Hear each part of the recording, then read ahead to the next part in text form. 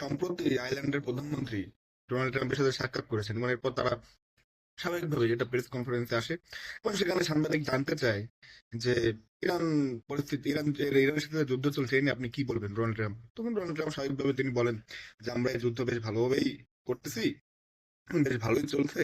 তা আমরা চাইলেই মুহূর্তের মধ্যে ইরানের যে বিদ্যুৎ স্থাপনা রয়েছে বা তেল পরিশোধনাগার রয়েছে সেগুলো গুড়িয়ে দিতে পারি বা ধ্বংস করে দিতে পারি।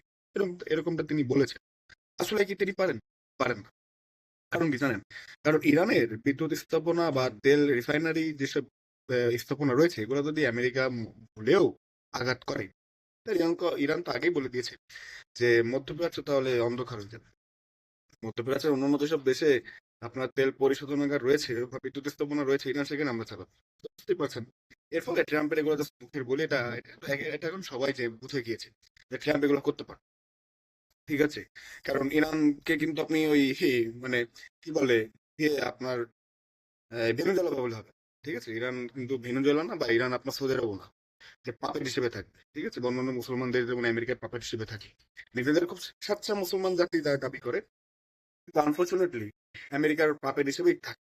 যাই হোক, এখন ট্রাম্পকে যখন এসব প্রশ্ন করা হচ্ছিল তখন আইরিশ প্রধানমন্ত্রী সেখান থেকে বেরিয়ে যায় এবং তিনি বলে যে এই যুদ্ধ আমাদের ব্যাপার না, আমরা ইরানের সাথে কখনোই যুদ্ধ চাই না। মানে এটা কিন্তু একটা বড়সড় থাপ্পড় ট্রাম্পের মুখে, বুঝছেন? কেন পৃথিবীর অনেক মিত্রই আমেরিকার, ইংল্যান্ড, জার্মানি বলুন, ফ্রান্স বলুন, তারা যুদ্ধ আসতে যাচ্ছে না। ভেরি ইন্টারেস্টিংলি সৌদি আরব, আরব আমিরাত, এরা আবার আপনার ট্রাম্পকে চাপ দিচ্ছে ইরানকে একেবারে প্রতিহত করতে হবে। কারণ কি? কারণ আরব আমিরাতের যেসব শেখরা রয়েছে, যার বংশ পরম্পরায় শেখ হয়, বিলাসী জীবনযাপন করে ভাই, মানে দুনিয়ার বুকে এক টুকরা জান্নাত এদের জন্য। ঠিক আছে? এরা চাচ্ছে যে ইরান যেন কারণ কি?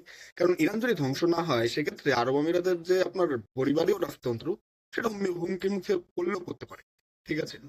আরব আমিরাত এরা ইসরায়েলকে কিন্তু আজকে থেকে সাহায্য করে না, এরকম আমরা আরব আমিরাতের বিরুদ্ধে অভিযোগ বহু পুরনো।